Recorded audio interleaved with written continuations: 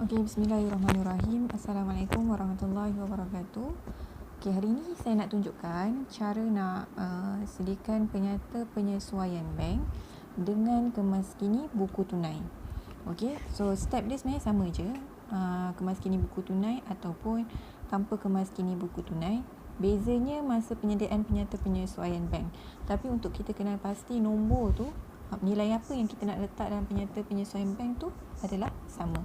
Okey, step yang pertama, okey, kita tengok dulu. Kita ada setiap soalan dia akan bagi buku tunai dan juga penyata bank. So dalam buku tunai ni kita kena tahulah, okey, yang sebelah sini adalah debit, yang sebelah sini adalah kredit. Begitu juga dengan penyata bank. Sebelah sini sebelah debit, sebelah sini adalah sebelah kredit. Okey. Secara umumnya yang awak kena tahu adalah apa-apa yang kita rekod dalam buku tunai sebelah debit akan dimasukkan sebelah kredit dalam penyata bank. Begitu juga dengan sebelah kredit buku tunai akan direkodkan sebelah debit buku tunai, dia silang. Okey. So perkara pertama yang kita kenapa kita nak buat penyata bank ni, kita tengok dekat baki akhir dia. Kalau tengok dalam buku tunai ni, baki akhir dia adalah 18261. Tapi penyata bank baki akhir dia adalah 17835. Tak sama. Jadi tujuan buat penyata penyesuaian bank adalah untuk kita samakan baki akhir. Tak kira lah kita nak ikut penyata bank ataupun kita nak ikut buku tunai. Biasanya kita akan ikut baki akhir pada penyata bank. So kita akan ikut bank, kita tak ikut buku tunai. Okey.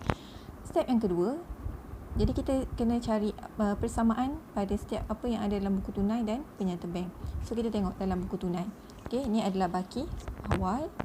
Okey, tengok 3670. Okey, sebelah debit buku tunai, kita akan tengok dia sebelah kredit dalam penyata bank. Okey, kita tengok ni. Jualan 3670. Kita tengok dekat dalam penyata bank, ada tak 3670? Ada. Bila ada, kita delete dia macam tu. Okey, kedua 450. Ada tak? Ada. So, kita delete kan. Okey, lepas tu 1200. Ada tak? Okey, ada. So, kita delete kan. Ada lagi tak yang sama? Tak ada. Okey, dah tak ada yang sama ni, kita biarkan. Seterusnya kita tengok pula sebelah kredit. Okey, tengok salah satu. 1790 ada sama.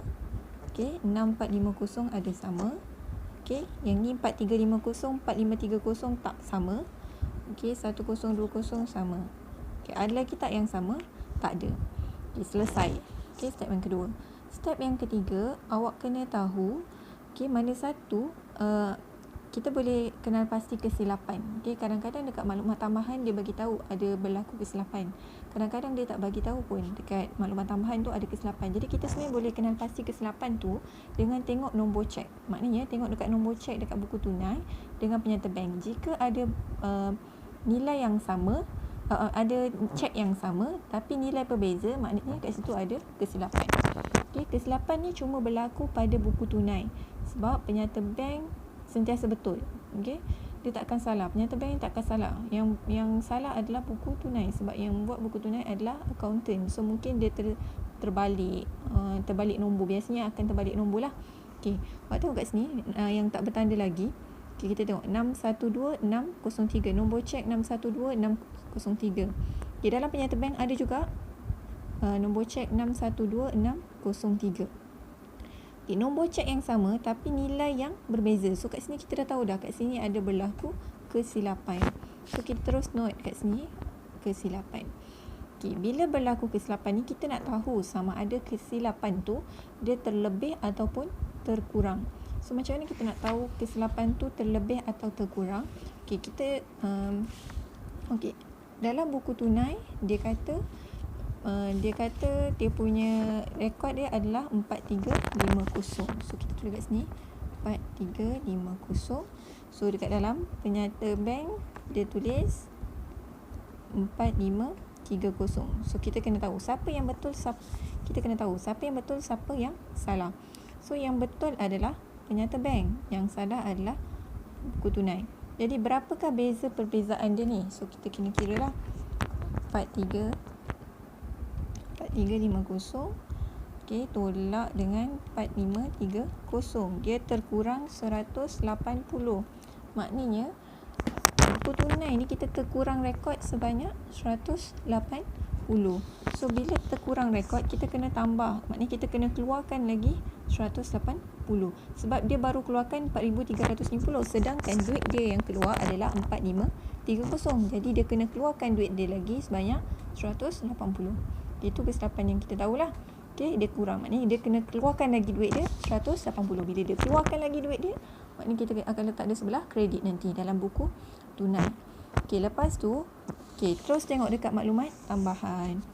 Okay, baru kita tengok maklumat tambahan. Okay, maklumat tambahan yang pertama, cek bernombor 612603 yang dicatatkan dengan jumlah yang salah dalam buku tunai. So kita dah kenal pasti dah, ini adalah kesilapan. Okay, dia kata dalam buku tunai salah, cek tadi. Okay, yang kedua, cek daripada Liu yang didepositkan pada 30 Mei 2023 dipulangkan oleh bank kerana tak laku. So kita tengok, kita dah rekod dalam buku tunai. Okay, Liu. Okay, dia kata cek tak laku kan, tak laku. Jadi kat sini CTL, maknanya bila tak laku, okay, yang ni kita kata kita terima duit, betul? Bila kita terima duit, tapi duit tu masuk tak? Kan dia tak masuk. So bila dia tak masuk, kita kena keluarkan balik duit tu. Okay, so ni awak tahulah. Okay, bila dah siap, bila awak dah tahu apa yang ada ni, kita baru boleh rekod. Oh, lagi satu, okay, awak tengok dekat nilai cek ni. Nilai ni kita takkan rekod. Kenapa kita tak rekod nilai ni? Sebab cek ni, cek yang pertama kita keluar pada bulan Mei 2003 ni adalah cek yang bernombor 612601. Tapi dalam penyata bank, cek yang pertama adalah 612600. Okay, bila macam ni, sebenarnya 850 ni kita dah rekod pada bulan sebelumnya. Okay, bulan sebelumnya. Sebab cek yang pertama yang keluar adalah yang ada dalam buku tunai. Sebab itu yang urus niaga semasa yang kita buat. Ini adalah yang akhir, yang bulan lepas, yang mungkin dia tertinggal, tapi baru masuk duit tu, baru keluar duit tu pada bulan Mei. Sedangkan cek ni dah dikeluarkan pada bulan lepas. Okay, jadi cek ni, nilai ni kita takkan rekod. Okay, sebab pembocek ni. So kita kena hati-hatilah. Okay, bila nombor pertama, nilai pertama yang kita tengok. Kalau dalam buku tunai, buku tunai yang betul. Untuk nombor cek ni adalah buku tunai yang betul. Sebab dia akan rekod ikut semasa. Kalau penyata bank ni, dia ikut bila duit tu masuk ataupun bila cek tu dikeluarkan. Okay, so ni kita tak akan rekod lah untuk masukkan dalam penyata penyesuaian bank. Sebab kita dah buat dalam penyata penyesuaian bank bulan yang sebelumnya. Okay, so kita tak rekod. Okay, seterusnya kita terus buat buku tunai. So bila nak buat buku tunai, okay, yang pertama sekali awak masukkan baki BB. Baki BB. Mana nak dapat baki BB? Ni awak tengok dekat dalam buku tunai. Okay, baki akhir ni dia akan jadi baki BB kan pada awal bulan seterusnya. Okay, so dia akan masuk kat sini. Baki BB 18260. Okay, 18260. Okay, lepas tu, okay, apa kita nak buat? Okay, pertama sekali kita rekodkan apa yang kita tak rekodkan lagi dalam penyata bank. Okay, apa-apa yang dalam penyata bank ni yang kita tak rekod lagi ni, yang masih tak bertanda lagi ni. Okay, ada dua ni kan. Penyata bank kita akan rekod di dalam buku tunai kemas kini.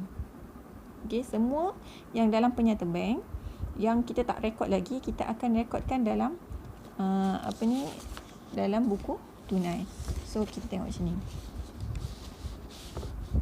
Okey. Yang sebelah debit awak akan masukkan dalam sebelah kredit. So RM25 ni adalah sebab bayar buku cek. So tulis kat sini buku cek, tulis kat sini 25.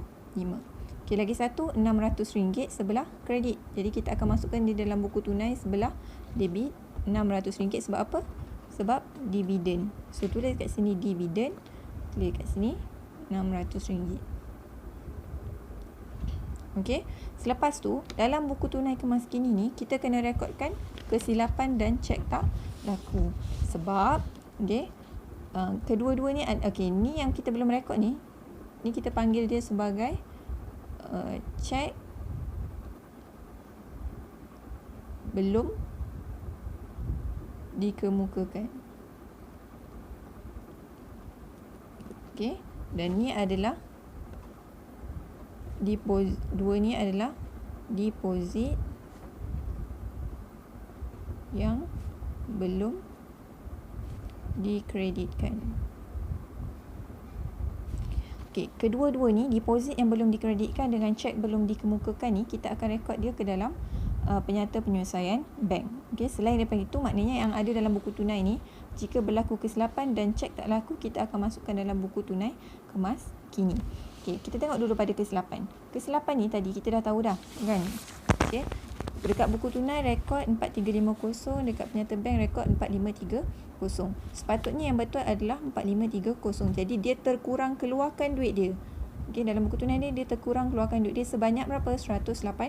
So bila dia nak keluarkan lagi duit dia, kita nak keluarkan lagi duit. So sebelah kredit. So tulis sebelah kredit. Kat sini tulis syarikat wah.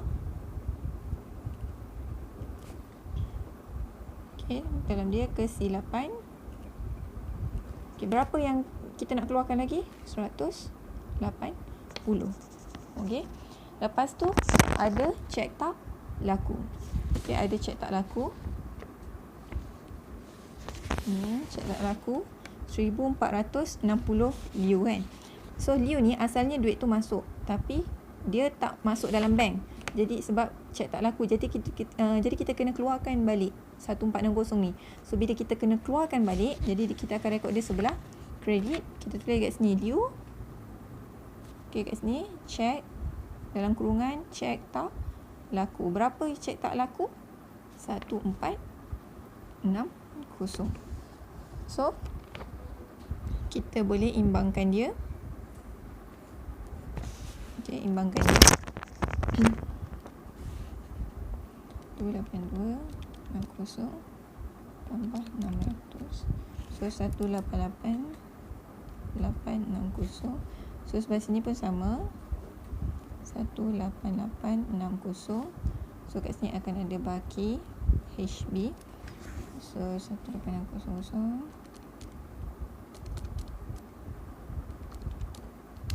17195. So baki awal dia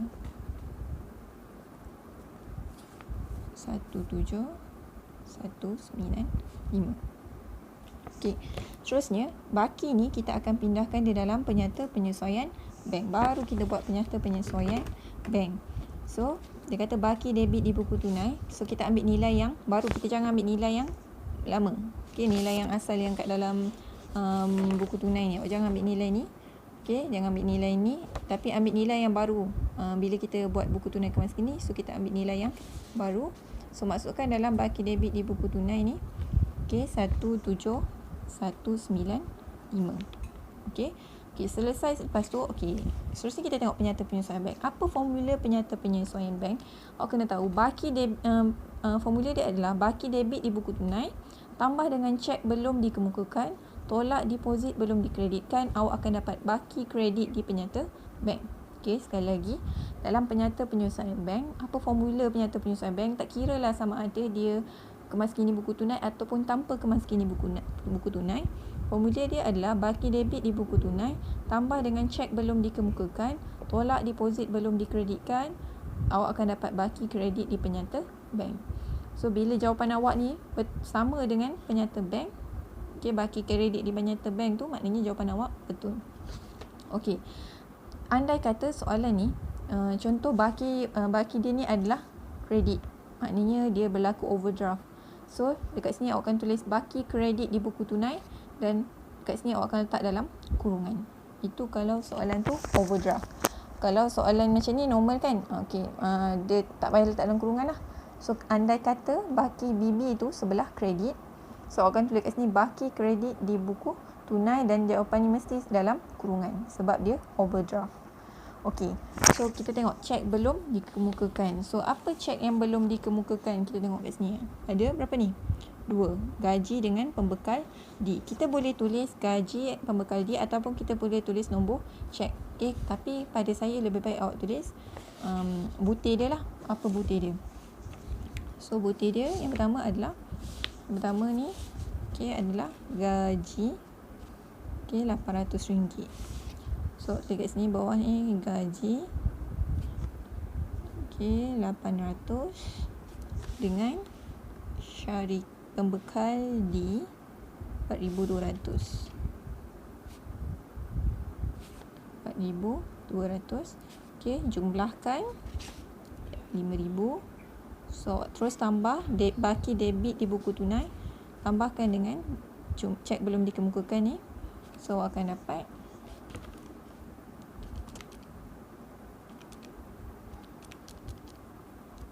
22,195. Okey, lepas tu deposit belum dikreditkan. So, tengok balik tadi apa deposit yang kita belum kreditkan dalam buku tunai. Okey, Faris 1670. 1670. Okey, dengan kedai Z 2690. 2690. So, jumlahkan 43. Okey, jumlah 4360. Okey, dalam kurungan sebab kita kena tolak. So, 22195 tolak 4360. Awak akan dapat 17835. So, kita tengok jawapan. Baki kredit di penyata bank 17835. Kita tengok dekat dalam soalan. Betul tak baki bank adalah 17835? Okey, baki dalam penyata bank. Okey, dalam penyata bank. Tengok baki kredit dia adalah 17835. Dan kita buat penyata penyesuaian bank. Baki kredit di penyata bank adalah 17835. So, jawapan awak adalah betul. Okey. So, itu sahaja. So, lepas ni saya akan buat video berkaitan dengan penyata penyesuaian bank tanpa kemas kini buku tunai. Okey.